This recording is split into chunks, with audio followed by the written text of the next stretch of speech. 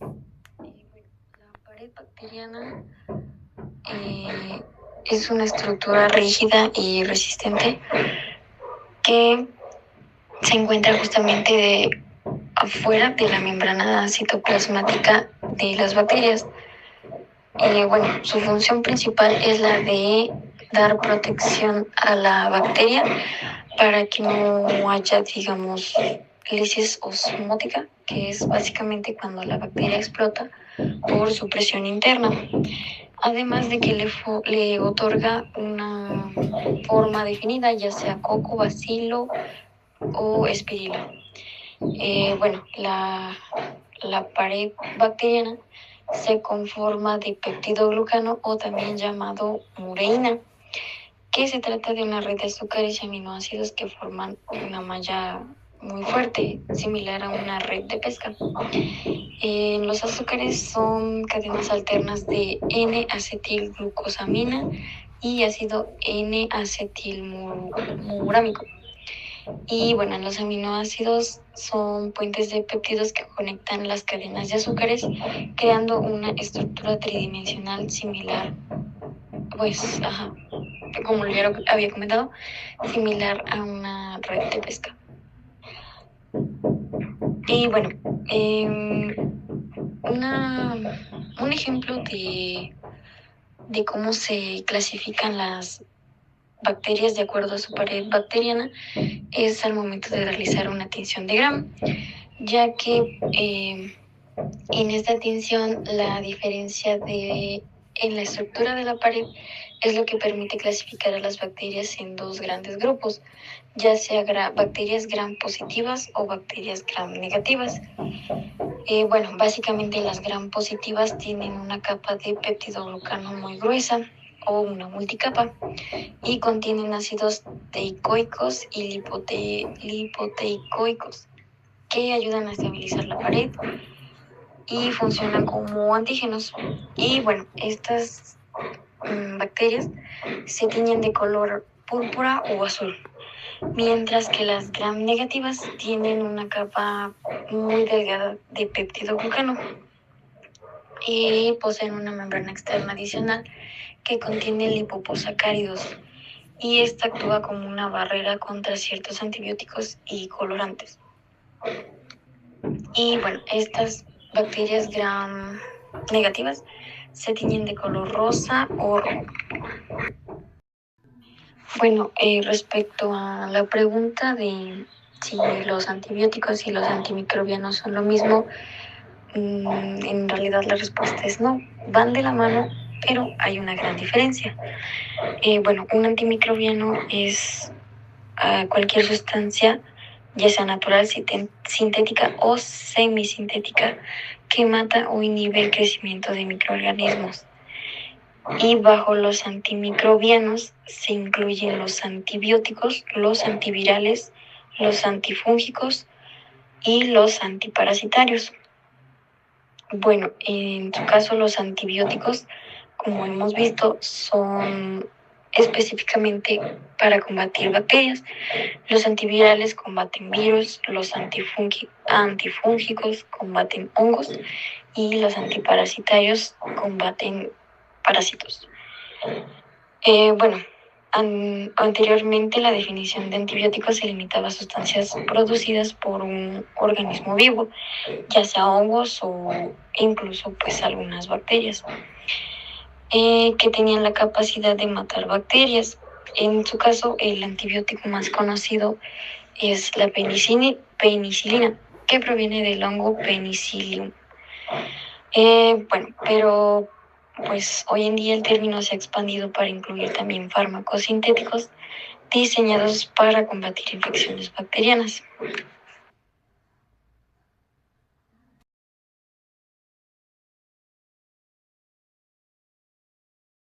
Para entender el mecanismo de los inhibidores de la fase citoplasmática, hay que saber qué ocurre en esta etapa. Todo comienza cuando la uridina difosfato UDP, un éster del ácido pirofosfórico, se une a N-acetilglucosamina, NAG, y a ácido N-acetilmurámico, NAM, para formar UDP-NAG y UDP-NAM. Posteriormente, la UDP-NAC se convierte enzimáticamente en UDP-NAM. ¿Pero cómo lo hace? Pues a partir de este compuesto, la enzima MUR-A cataliza la adición de un grupo enolpiruvato proveniente del fosfoenolpiruvato, formando un intermediario llamado UDP-NAG-enolpiruvato. Posteriormente, la enzima MUR-B reduce este intermediario utilizando NADH, lo que da lugar a la formación de UDP-N-acetilmurámico, o sea, el UDP-NAM. Una vez formado el UDP-NAM, comienza la adición secuencial de aminoácidos mediante varias enzimas, la enzima MUR-C, MUR-D, MUR-E y MUR-F. El primer aminoácido que se agrega generalmente es la L-alanina. El segundo suele ser de ácido D-glutámico. El tercero varía dependiendo de la bacteria, porque para bacterias gram negativas comúnmente es mesodiaminopimelato, mientras que para muchas bacterias gram positivas es L-lisina. El último aminoácido es el dipéptido terminal de alanina de alanina. Este dipéptido de alanina se forma previamente en el citoplasma. La enzima alanina racemasa cataliza la conversión de L-alanina a D-alanina y posteriormente la D-alanina ligasa une dos moléculas de D-alanina para formar dicho dipéptido, completando así el pentapéptido unido al UDP-NAM. De esta manera, el producto final es UDP-NAM pentapéptido, que constituye el precursor completo del péptido glucano listo para ser transportado hacia la membrana citoplasmática. Incluso las enzimas que están marcadas de rojo son las que atacan los inhibidores de esta fase. La fosfomicina, su función es inhibir la piruviltransferasa, la cual esta es una enzima que hace que el fosfonolpiruvato se adhiera a una molécula de UDP-NAG para posteriormente se forme el precursor UDP-NAM. Esta actividad se inhibe completamente, ya que la fosfomicina es un análogo estructural del fosfonolpiruvato. Esto significa que ambos tienen en su estructura química son muy parecidos. Primero pasa a la membrana externa mediante las porinas, debido a que ésta tiene un peso molecular muy bajo y posteriormente pasa a la barrera de peptidoglucano y por último llega a la membrana citoplasmática a través de un transporte activo. Estos son de expresión inducible, o sea que suelen estar entre comillas apagadas hasta que se les añade otra molécula. En este caso se favorece cuando hay presencia de glucosa 6-fosfato. La fosfomicina es un antibiótico de amplio espectro que incluye bacilos gram negativos y gram positivos y también estafilococos, excepto estafilococos saprofíticos y estafilococos capitis. La fosfomicina también es un análogo estructural, pero en este caso es con la D-alanina. Y lo que hace la cicloserina es que inhibe dos actividades, la de la L-alanina racemasa y la de D-alanina transferasa. Lo que inhibe de la L-alanina racemasa es que se transforme la L-ala en una D-ala. Y lo que inhibe de la D-ala transferasa es que forme dímeros de D-ala. Todo esto se inhibe completamente. La cicloserina tiene una toxicidad muy elevada, por eso solo se usa como un fármaco de segunda línea.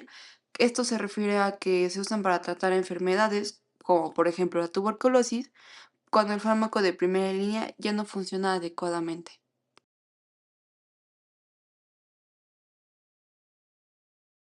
Ahora hablando de los inhibidores de la fase de transporte de precursores, en esta etapa el UDP-NAM pentapéptido formado en el citoplasma se une a un transportador lipídico llamado undecaprenil fosfato, también conocido como bactoprinol.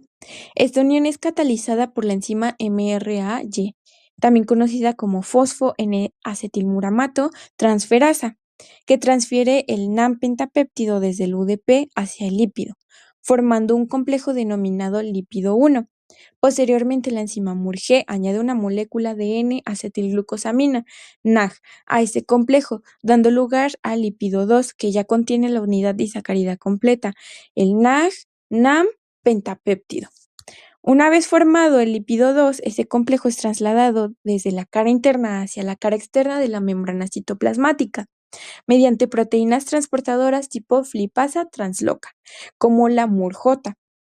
Ya en el exterior de la membrana, el disacárido pentapéptido queda disponible para incorporarse a la pared celular en crecimiento, mientras que el transportador lipídico queda en forma de pirofosfato. Posteriormente, este transportador es desfosforilado y reciclado para volver a participar en nuevos ciclos de transporte. Desfosforilado quiere decir que pues se le quita un grupo fosfato o pierde un grupo fosfato. Sabotaje a la pared celular. Antes de abordar este tema como tal, haremos una analogía para que se pueda entender de una manera más sencilla. Es como si nosotros creáramos o construyéramos una pared con ladrillos y cemento. En este caso, la bacitracina se une a un transportador lipídico y de ahí saca un ladrillo, específicamente que es el disacárido pentapeptídico. Después de sacarlo al exterior, este suelta una molécula de fósforo para volverse a reciclar y entrar, pero el papel de la bacitracina es que no lo permite entrar de nuevo, por lo tanto este queda inutilizable. Ahora continuemos con la muridomicina. En este caso son compuestos producidos por una bacteria llamada Streptomyces flavidivirens. En este caso es como si tuviéramos la misma forma de ladrillo real, pero no lo es, y estos serían los precursores del peptidoglicano. Y es importante recalcar que este no tiene derivados de uso clínico. Ahora hablemos de los inhibidores de la organización estructural del peptidoglicano. Aquí operan los glucopéptidos y también los beta-lactámidos. Y esto funciona ya que una enzima encargada de unir los ladrillos, como si fuera el cemento, llamada PBP, o proteínas fijadoras de penicilina. La penicilina se une a la enzima y esto es de manera irreversible. Entonces, esto ya no puede funcionar, por lo tanto, la maquinaria se paraliza y el muro de la bacteria colapsa. Los glucopéptidos son una clase de antibióticos naturales o semisintéticos que están compuestos por péptidos y azúcares. Les voy a hablar de dos que son la vancomicina y la teicoplanina. La vancomicina fue extraída en 1956 a base de Streptomyces orientalis y la teicoplanina fue en 1978 a base de Actinoplanes teicomiceticus. Ambas tienen un aspecto de polvo cristalino. La vancomicina es de color blanco amarillento y la teicoplanina de color blanco. Ambas, los glucopéptidos tienen como núcleo central un heptapéptido. Tanto vancomicina como teicoplanina cubren el mismo espectro bacteriano y estos son muy eficientes, están activos frente a infecciones que suelen ser causadas por Staphylococcus aureus.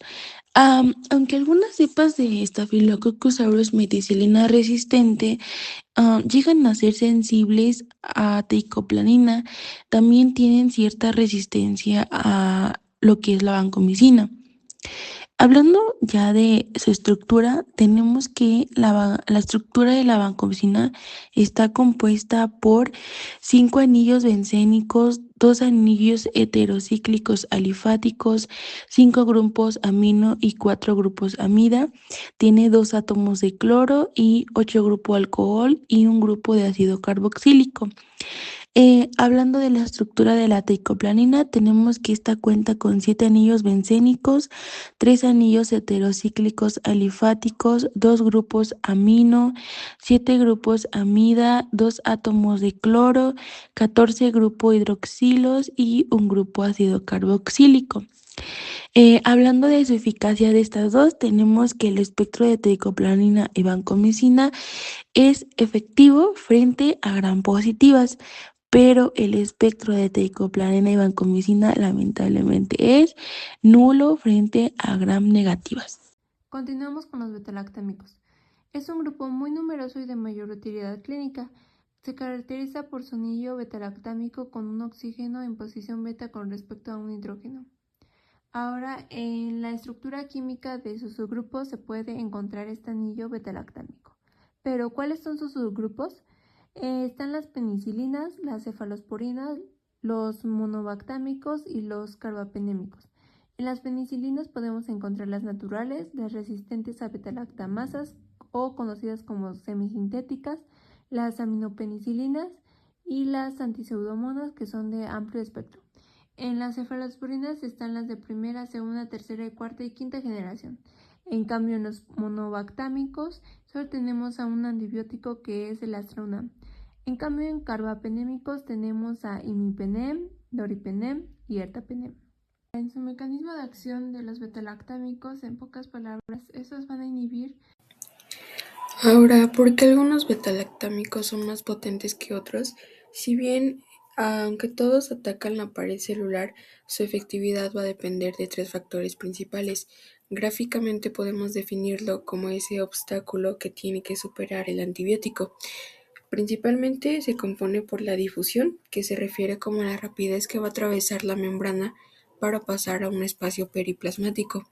En cuanto a resistencia a defensas, se refiere como esa capacidad de no ser alcanzados o destruidos por las beta-lactamasas. Estas son enzimas que tienen las bacterias para, pues si bien, defenderse.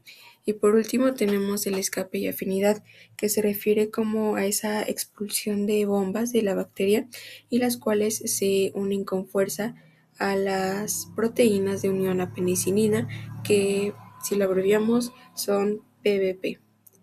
Ahora, gráficamente encontramos una balanza.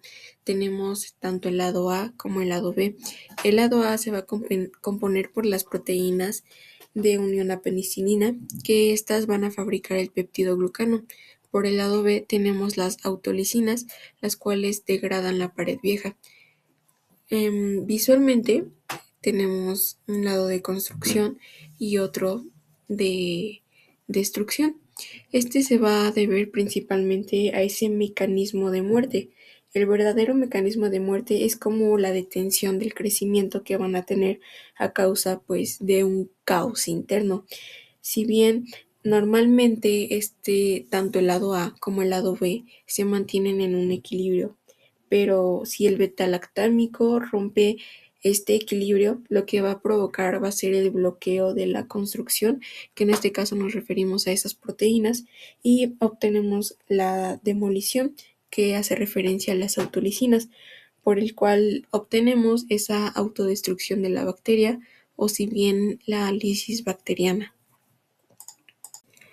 Algo importante en tener en cuenta tiene que ser como esa bacteria que va a tener la ausencia de autolisinas. El resultado que vamos a obtener va a ser que el antibiótico solo duerma esta bacteria, digamos que va a dejar de crecer o de tener ese crecimiento y no la va a matar por completo. A esto se le conoce como tolerancia bacteriana. Si bien clínicamente se necesitarían una dosis más grande, que serían 32 veces más de lo normal para poder matarlas. En cuanto al espectro de acción, tenemos que estas funcionan contra tanto gram positivas, gram negativas y espiroquetas. En casos en los que no funcionan, llegan a ser en los microplasmas, ya que estas siempre van a buscar una estructura, pero pues evidentemente no la hay. Al tener ausencia de pared celular, pues no van a tener nada que atacar. En cuanto a las intracelulares, tenemos que el antibiótico no entra dentro de nuestras células, si bien intra se refiere como algo dentro de. Entonces, si vive dentro de nuestras células, pues el antibiótico no va a llegar de una manera correcta.